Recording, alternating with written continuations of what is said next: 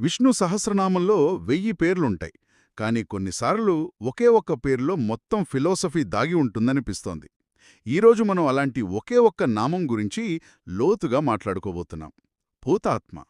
అవును, వినడానికి పూతాత్మ అంటే పవిత్రమైన ఆత్మ అని చాలా సింపుల్గా అనిపిస్తుంది. కానీ దీని వెనకాల ఉన్న ఆలోచన నిజంగా మైండ్ బ్లోయింగ్.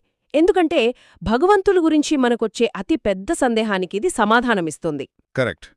ఈరోజు మన చర్చకు ఆధారం శ్రీ గాయత్రి జ్యోతిష విద్యాపీఠం, హైదరాబాద్ వారి మౌనం. అసలు ఈ పేరెక్కడొస్తుందో చూద్దాం. ఇది విష్ణు సహస్రనామంలో 10వ నామం. దీనికి ముందొచ్చిన భూతకృత్, భూతభృద్, భావో ఇలాంటి పేర్లన్నీ భగవంతుణ్ణి సృష్టితో ముడిపెడతాయి. సరిగ్గా పాయింట్ పట్టుకున్నారు. ఆ ముందున్న నామాలు ఏం చెబుతున్నాయి? ఆయనే సృష్టిస్తున్నాడు అంటే రజోగుణం, ఆయనే పోషిస్తున్నాడు అంటే సత్వగుణం, ఆయనే లయం చేస్తున్నాడు తమోగుణం అంటే ఆయన ఈ 3 గుణాలతో పనిచేస్తున్నాడు. ఇక్కడే అసలు చిక్కు ప్రశ్న మొదలవుతుంది.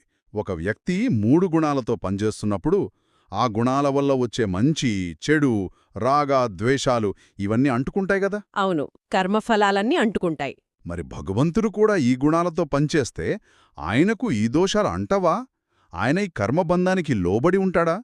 ఈ ప్రశ్న వింటూనే కొంచెం కంగారుగా ఉంది. ఖచ్చితంగా ఇది వేదాంతంలో చాలా కీలకమైన ప్రశ్న.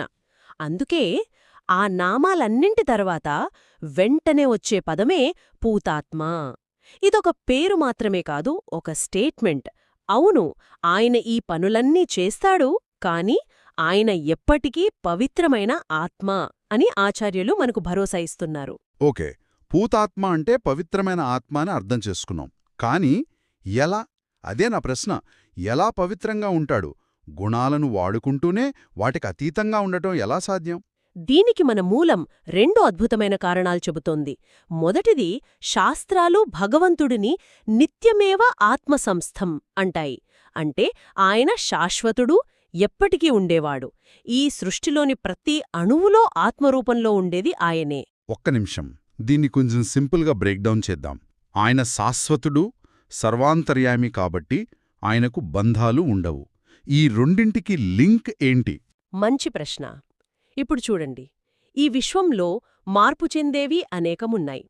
మన శరీరాలు, మన ఆలోచనలు, గ్రహాలు, నక్షత్రాలు అన్నీ మారుతూ ఉంటాయి. కాని మార్పు చెందకుండా శాశ్వతంగా అంటే నిత్యం ఉండేది ఆ పరమాత్మ తత్వం ఒక్కటే.